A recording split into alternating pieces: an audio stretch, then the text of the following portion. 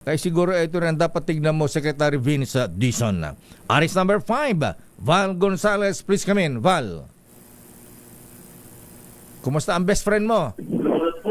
Mayor, magtutuloy-tuloy ang programa ng modernization sa sektor ng transportasyon. Ito, Mayor, ang inihayag ngayon nitong si LTFRB Chairman Chopilo Guadis III. Kasunod ng hindi pa rin na tuwirang matuloy-tuloy fully implementation na napapalam sa transport modernization program ng gobyerno. Sa pagpasok nitong si Chairman Guadis ngayong umaga ay dinatnan nito sa may pinakaharapan mismo itong tanggapan ng LTFRB. Itong iba't ibang grupo, 5 malalaking transport group na sumugod sa tanggapan ng LTFRB para magbigay ng suporta at igiit na ituloy yung transport modernization na program. Itong mga nagtitipon-tipon ay kinabibilangan nitong grupong Enormous 5. Itinatawag na Enormous 5 itong grupo ng Acto, Altoda, Busina at Kuroda na nagpapahayag ng suporta. Nadaanan itong si Chairman Guadis itong grupo dun sa harapan, kaya bumaba siya bago pumasok sa kanyang opisina ay kinausap itong grupo at kanyang tiniyak dito sa iba't ibang grupo na sumusuporta sa transport modernization program na magtutuloy-tuloy at wala nang dahilan para ito ay mabalam.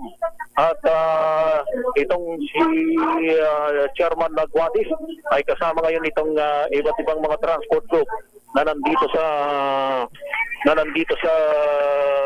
isang opisina dito sa tanggapan ng LTFRB at nagsasagawa ng press conference para ipahayag nitong grupo yung kanilang suporta. At dito si Chairman Guadis, tingnan ko lang kung makukuha natin na ngayon.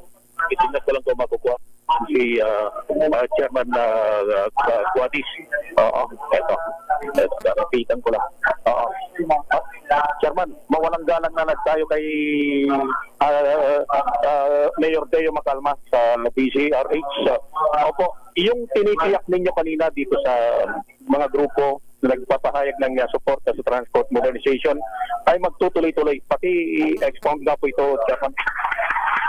Tuloy-tuloy po ang suporta po ng LTFRB. Tuloy-tuloy po ang programa ng CTMP. Ayan na. Chairman Guadis, sir, magandang umaga po. Chairman, ayan. Magandang umaga po, Sir Deo. Sir Chairman po. Sa gitna po kami ng press conference. Ganun po ba? Oo. Anyway, sige. Anyway, good luck po, Chairman, sa inyong kampanya. Lahat po naman karamihan gusto talaga ng modernization.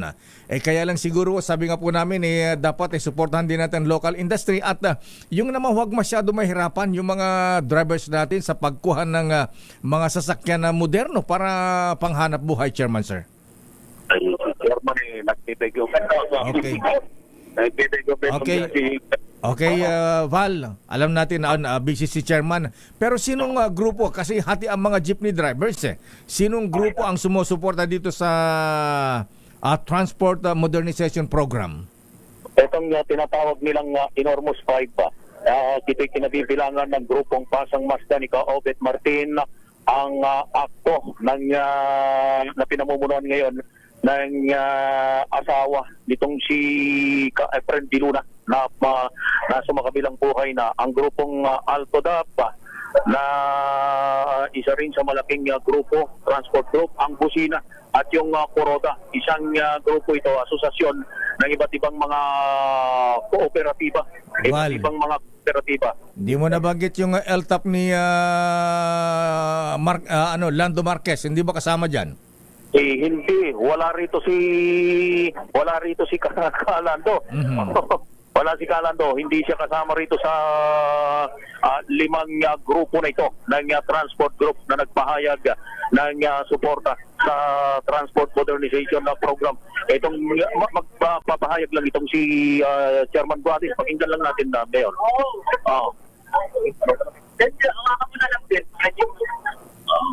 Pakinggan natin si Chairman na Joe Pilugat. Dito para po makita ho ninyo yung suporta po ng nakakarami dito sa programa ng gobyerno. Chairman, no, ay parati kong tinatanong yung kung gaano karami na ba talaga yung bilang po ng nag-consolidate kasi may binabanggit po na may 43%, meron pong binabanggit na kayo na 86%. Pakipaliwanag po para sa kalinawan na lang ng lahat-lahat po. Sa kalinawan po ng lahat, tama rin po si Secretary Vince nung sinabi niya yung 43%. Pero yun po yung nakumpleto na yung mga papeles. Yun ho yung may mga binigyan na ng CPC or Certificate of Public Convenience. Pero ang hindi ho ata na tama is yung the other 43% naman po na nagfile na ng application, ino-process na, umabiyahe rin sila sa daan, tumatanggap ng benepisyo ng gobyerno, pero hindi pa po nakukumpleto lahat yung mga papeles. That's another 43%. Pag pinagsuma total nyo ho yan, that's 86% po. Okay na, Val? Yung binabanggit kasi yung statement na yan nitong si LTFRB Chairman na Guadis ay kasunod nga nung inihayag din na mukhang nagtatalo dun sa figures.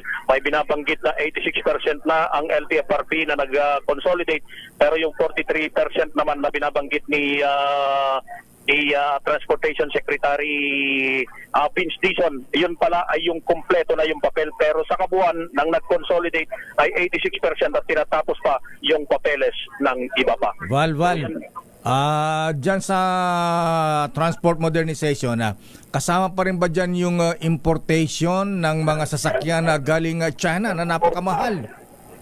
Ang binabanggit ng LTFRB dyan, tungkol dyan, Mayor, ay nasa mga transport group na, nasa mga operator na kung ano yung kanilang kukuhanin, ano yung kanilang bibilhin, depende dun sa kanilang budget. At ang sabi ng LTFRB ay wala silang pakialam kung ano yung kanilang kukunin, dahil ang sabi ng LTFRB, kung magbibigay sila ng isang modelo, ang ibig sabihin parang may ini-endorso sila. Kaya ang kanilang pahayag ay wala silang control kung ano man ang gustong kunin na unit ng iba't ibang mga operator at iba't ibang mga transport organization para makapag-comply sila doon sa kung anong klase ng unit ang ipasada.